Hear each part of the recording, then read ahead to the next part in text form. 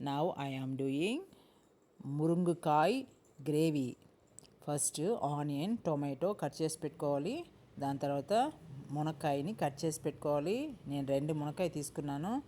Next cooker తీసుకోండి. దాంట్లో 3-4 spoon oil వేసుకొని ఆవాలు జీలకర్ర కరివేపాకు వేయించుకోండి.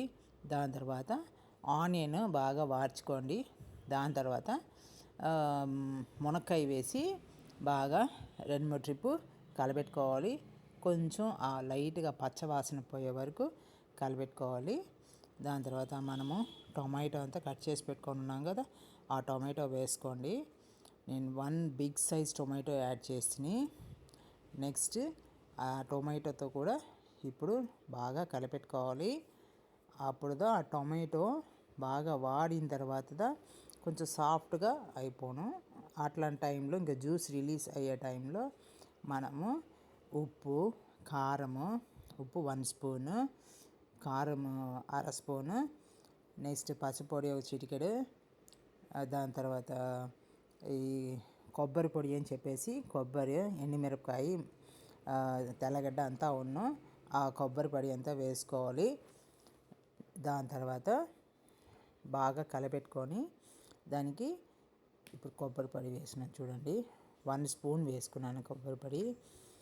దాన్ని ఒకసారి రెసిపీ మీకు వేసాను ఎలా చేయాలా ఈ పొడి అని చెప్పేసి. నెక్స్ట్ మనము బాగా కలపెట్టేసి దాని తర్వాత ఇప్పుడు మనం కొంచెం బాగా పచ్చివాసన అంతా పోయింది కాబట్టి ఇప్పుడు మనం ఏం చేయాలంటే వాటర్ పోసే ముందుకాల 1.5 స్పూన్ మిల్క్ విత్ క్రీమ్ దాన్ని 1.5 స్పూన్ వేసుకున్నామంటే చాలా టేస్ట్గా ఉన్నాం. ఈ మునక్కాయ కూర చేసేప్పుడు మనం అది వేసామంటే ఎక్సలెంట్ టేస్ట్గా ఉన్నాం. అందుకని 1.5 స్పూన్ నేను వేస్తేని దాని తర్వాత బాగా కలబెట్టుకొని వాటర్ యాడ్ చేసుకొని దానికి కొంచెం వాటర్ కావాలంతదా. ఆ మునక్కాయ మునిగే వరకు కొంచెం దానికంటే తక్కువ ఉన్నా చాలు.